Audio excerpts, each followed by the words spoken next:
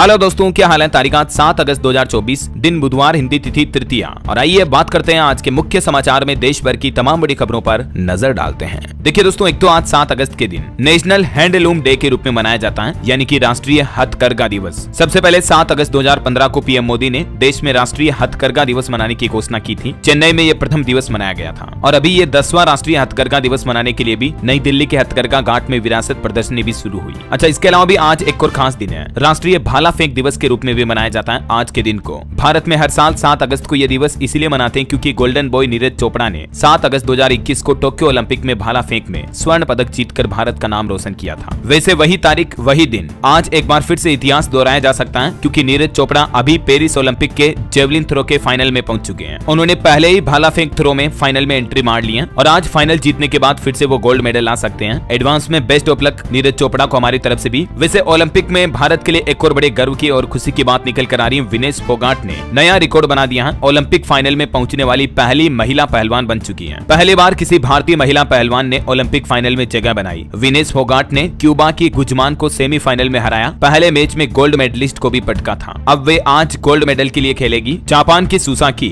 जो पूरे करियर में कभी नहीं हारी थी, 82 मैच के बाद विनेश फोगाट ने उन्हें हराकर नया रिकॉर्ड बनाया। ये एक बहुत बड़ी उपलब्धि भी है ना। तो मेनी कांग्रेट्स विनेश फोगाट को अपनी इस बड़ी उपलब्धि पर और भारत का नाम रोशन करने पर। ढेर सारी बधाइयों के साथ ही बेस्ट ऑफ लक आज के मैच के लिए भी। ओलंपिक से जुड़े कुछ और अपडेट्स मैं आपको आगे बताऊंगा। फिलहाल देखिए, आप आज के दिन दोस्तों हरियाली तीज भी है। सुख समृद्धि और सौभाग्य की कामना से हरियाली तीज का व्रत करती है माताएं बहनें। देवी पार्वती को सुहाग का सामान जरूर चढ़ाएं आज के दिन, है ना। चलिए आगे बढ़े खबरों में। देखिए आप, भारतीय रिजर्व बैंक आरबीआई की एमपीसी की मीटिंग शुरू हुई। 8 अगस्त को फैसलों का ऐलान होगा और इसमें आरबीआई की रेपो रेट में क्या बदलाव होता है ये देखना बड़ा ही महत्वपूर्ण होगा क्योंकि महंगाई बढ़ने व आर्थिक वृद्धि दर स्थिर रहने की चिंताओं के बीच जो ये एमपीसी की बैठक शुरू हुई। इस बैठक में लिए गए फैसलों का आम आदमी की महंगाई पर, जिंदगी पर जरूर असर पड़ेगा। अगर आरबीआई रेपो रेट बढ़ाता है तो जाहिर सी बात है बैंकों की लोन की रेटें भी बढ़ेगी और अगर आरबीआई रेपो रेट कम करता है तो बैंकों के लोन भी सस्ते होंगे, है ना। हालांकि एक्सपर्ट की माने तो इस बार भी रेपो रेट में कोई बदलाव की उम्मीद नहीं है क्योंकि 2023 से ही 6.5% पर रेपो रेट की दरें स्थिर है, बरकरार है। चलिए दोस्तों अगली खबर देखिए। रिलायंस फाउंडेशन ने केरल वायनाड के लैंडस्लाइड प्रभावितों के लिए राहत और विकास योजनाओं की घोषणा की है। अभी वायनाड में लोगों की क्या क्या मदद हो रही है देख सकते हैं आप कुछ पॉइंट्स। वैसे दोस्तों अभी केरल के वायनाड में इस लैंडस्लाइड की घटना में मरने वालों का आंकड़ा 402 पहुंच चुका है। सर्च ऑपरेशन के 8वें दिन भी लोगों की तलाश जारी है क्योंकि 180 लोग अब भी लापता हैं। एक डॉग भी अपने मालिक से 6 दिन बाद मिला। ये भावुक मोमेंट देखने को मिले। चलिए अगली खबर देखिए दोस्तों। भारत के लिए बड़े गर्व की बात, देश की राष्ट्रपति द्रौपदी मुर्मू को फिजी के सर्वोच्च नागरिक पुरस्कार से सम्मानित किया गया। Ministry of external affairs MEA ने यह बात की जानकारी दी और इस सम्मान का नाम है द ऑर्डर ऑफ फिजी, जो कि फिजी का सर्वोच्च नागरिक सम्मान है। अभी राष्ट्रपति द्रौपदी मुर्मू फिजी दौरे पर है और उनकी इस राजकीय यात्रा पर उन्हें ये सम्मानित किया गया, है ना। चलिए अगली खबर देखिए। AI यानी कि आर्टिफिशियल इंटेलिजेंस अब 5 साल पहले ही डिटेक्ट कर लेगा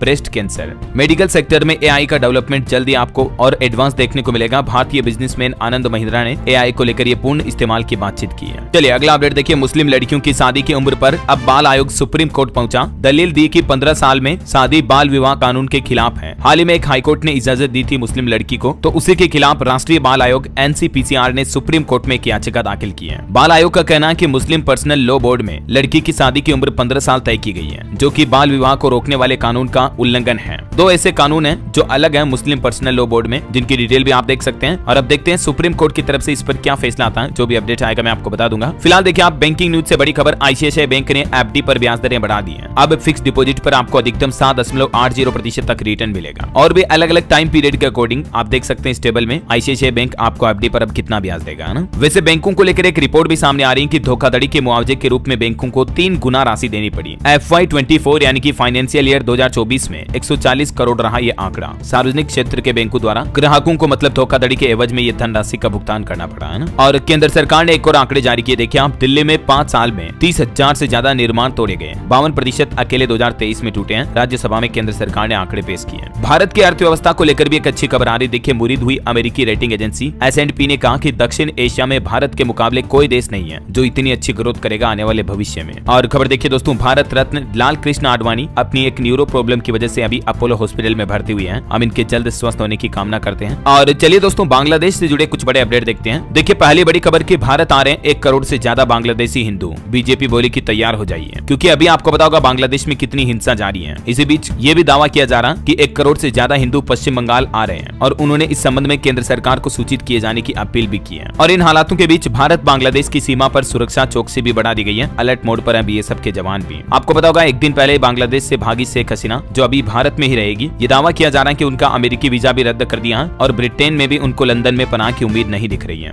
अभी फिलहाल वो भारत के सेफ हाउस में भेजी गई है। और ये देखिए आप कुछ प्रदर्शनकारियों की तस्वीरें। बांग्लादेश में प्रदर्शनकारियों ने शेख हसीना की साड़ी पहनी, पीएम आवास में घुसे, कपड़े, पंखे, मछली, एसी सब कुछ चुरा कर ले गए। प्रधानमंत्री आवास से इतनी चीजों को प्रदर्शनकारी बाहर लेकर आगे। देख सकते हैं आप हालात क्या चल रहे हैं वहाँ के। ये तस्वीरें देख सकते हैं आप, प्रदर्शनकारी शेख हसीना के घर की सारी चीजों को उठा के ले आए। और खबर है बांग्लादेश में हिंसक प्रदर्शनों के बीच शेरपुर जेल पर हमला किया गया, जहां 500 से ज्यादा खतरनाक कैदी फरार हो गए। हमारे भारत में संसद में भी ये मुद्दा उठा। बांग्लादेश में हिंदुओं को निशाना बनाया गया, मंदिर भी तोड़े गए। स्थिति पर हमारी पैनी नजर है। राज्यसभा में बोले भारत के विदेश मंत्री एस जयशंकर। उन्होंने कहा कि बांग्लादेश में हिंदुओं पर हमले हुए हैं और ये बड़ी चिंता की बात है। हम बांग्लादेश की राजधानी ढाका के प्रशासन के संपर्क में हैं, सुरक्षा सुनिश्चित करने के लिए कहा गया है। बांग्लादेश के हालातों पर पूरे भारत की नजर है। जयशंकर ने संसद में कहा कि अभी वहाँ कितने भारतीय फंसे हुए हैं, तो आंकड़ों के और अनुमान के मुताबिक लगभग पड़ोसी देश बांग्लादेश में 19,000 भारतीय नागरिक हैं, जिनमें से 9,000 भारत के छात्र हैं। हालांकि ज्यादातर छात्र जुलाई के महीने में ही भारत लौट आए हैं, लेकिन फिलहाल बांग्लादेश के हालातों को लेकर भारत सरकार भी काफी सक्रिय है। भले ही शेख हसीना ने इस्तीफा देकर अपना देश छोड़ दिया, उसके बावजूद बांग्लादेश में खूनी हिंसा जारी है। हिंदुओं के मंदिरों पर हमले किए गए और बीते एक दिन में ही 100 से ज्यादा लोगों की मौत हो गई। शेख हसीना तो हेलीकॉप्टर से उड़ गई, अब हमें भी शरण दे दें। भारत से अब बांग्लादेश के दूसरे नेता भी ये गुहार लगा रहे हैं। हालांकि बांग्लादेशी पीएम शेख हसीना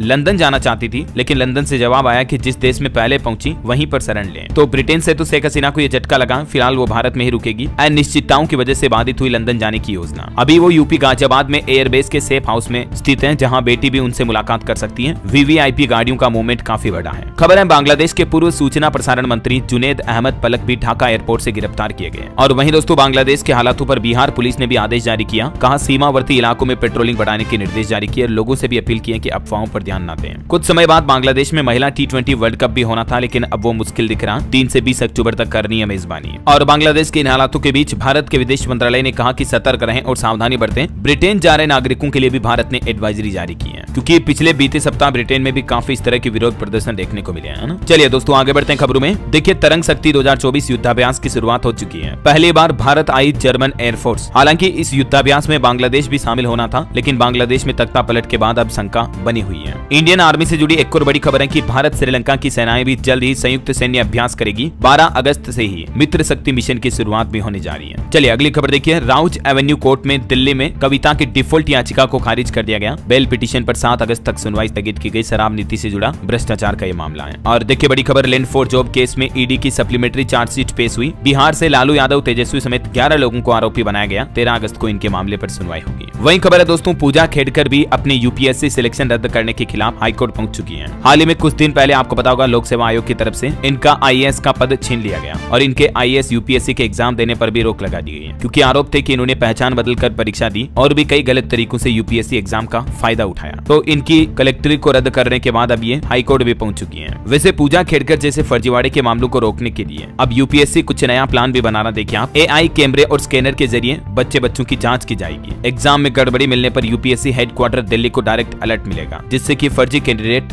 गेट पर ही पकड़े जाएंगे। दरअसल यूपीएससी अब एग्जाम लेने के तरीके में ये बड़ा बदलाव करने की तैयारी में है। हर कैंडिडेट पर अब टेक्नोलॉजी के जरिए नजर रखी जाएगी, जिसमें फिंगरप्रिंट से लेकर फेशियल रिकॉग्निशन सिस्टम और एआई यानी आर्टिफिशियल इंटेलिजेंस आधारित सीसीटीवी सर्विलांस कैमरे से भी मॉनिटरिंग होगी। और भी पर बड़ी खबर आ रही कि फिर महंगी हुई वेज और नॉन वेज थाली। मसाले, तेल और रसोई गैस की कीमतों में बढ़ोतरी होने की वजह दिखी है। रिपोर्ट्स की माने तो वेज थाली लगभग 11% बढ़ी है, कीमतों में बढ़ोतरी हुई मतलब, जबकि नॉन वेज थाली की कीमतों में लगभग 6% तक की बढ़ोतरी देखी गई है। चलिए ऑटो इंडस्ट्री से खबर देखिए। एमजी ने लॉन्च किया ई हब प्लेटफॉर्म। अब इलेक्ट्रिक व्हीकल को चार्ज करने के लिए डाउनलोड नहीं करने होंगे अलग अलग मोबाइल ऐप। वही दोस्तों फॉक्सवैगन ने भी टाइगून और वर्टस का ओनम एडिशन लॉन्च किया। 5 स्टार सेफ्टी रेटिंग वाली दोनों कारों में 40 से ज्यादा सेफ्टी फीचर्स मिलेंगे। कीमत 13.5 लाख से शुरू। मोबाइल फोन लॉन्चिंग पर भी खबर है। Vivo V40 और V40 Pro स्मार्टफोन आज लॉन्च होंगे। इनमें आपको 50 megapixel camera, 80 volt charging support और 5000 mAh बैटरी मिलेगी। अनुमानित कीमत 25 से 28,000 हो सकती है। चलिए अगला अपडेट देखिए दोस्तों। केंद्र सरकार ने जारी की 2025 के लिए हज नीति यानी हज पॉलिसी जारी की है। भारतीय हज समिति का कोटा बीते साल से घटकर 70% हुआ है। भारत की हज यात्रा की नीतियों में सरकार ने कुछ बड़े बदलाव भी किए हैं। अब सरकार के पास नहीं होगा 80% कोटा,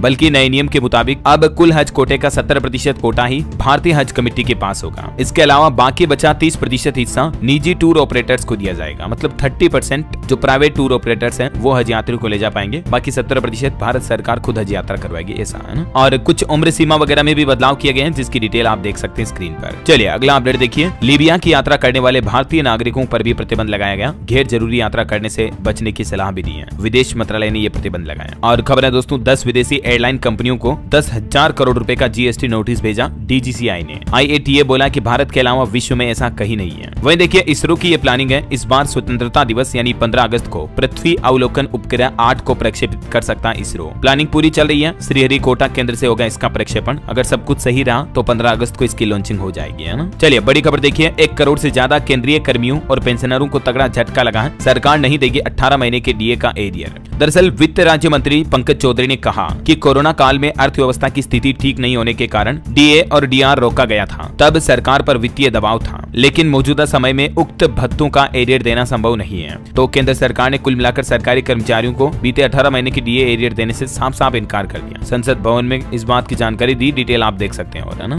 साथ दिन के ऊपरी स्तर से 1259 अंक गिरा सेंसेक्स, 166 अंक नीचे 78,593 के स्तर पर बंद हुआ। रियल एस्टेट के शेयरों में भी तेजी देखी गई। वहीं दोस्तों अमेजॉन इंडिया के कंट्री हेड ने दिया इस्तीफा। मनीष तिवारी ने 8 साल से ज्यादा समय तक अमेजॉन में काम किया। 2016 में ज्वाइन की थी कंपनी, लेकिन अभी इन्होंने रिजाइन कर दिया। स्टॉक मार्केट में 3 दिन की गिरावट में निवेशकों के 22 लाख करोड़ रुपए डूबे। अब शेयर मार्केट में आगे क्या होने वाला है ये तो वक्त ही बताएगा। बांग्लादेश संकट से मेरिको का शेयर भी 6% टूटा। पैरासूट, सफोला जैसे प्रोडक्ट्स बनाती है कंपनी। 12% रेवेन्यू बांग्लादेशी मार्केट से ही आता है, लेकिन अभी बांग्लादेश में हालात गंभीर चल रहे हैं, तो इस वजह से इस कंपनी के स्टॉक में 6% की गिरावट देखी गई। वहीं टाटा पावर कंपनी का पहली तिमाही में मुनाफा 4% बढ़ा और पहली तिमाही में टीवीएस का मुनाफा भी 23% बढ़कर 577 करोड़ पहुंचा। वेदांता ग्रुप का मुनाफा 54% बढ़कर 5,095 करोड़ हुआ। वहीं एकम्स ड्रग्स का शेयर 7% ऊपर 725 पर लिस्ट हुआ। और अब मार्केट एक्सपर्ट का यह अनुमान है कि आरबीआई की ब्याज दर जो अभी 8 अगस्त को आने वाली रेपो रेट और इसके अलावा वृहद आर्थिक आंकड़ों से तय होगी शेयर मार्केट की आगे की चाल, है ना। चलिए दोस्तों मार्केट के बाद आगे बढ़ते हैं खबरों में। देखिए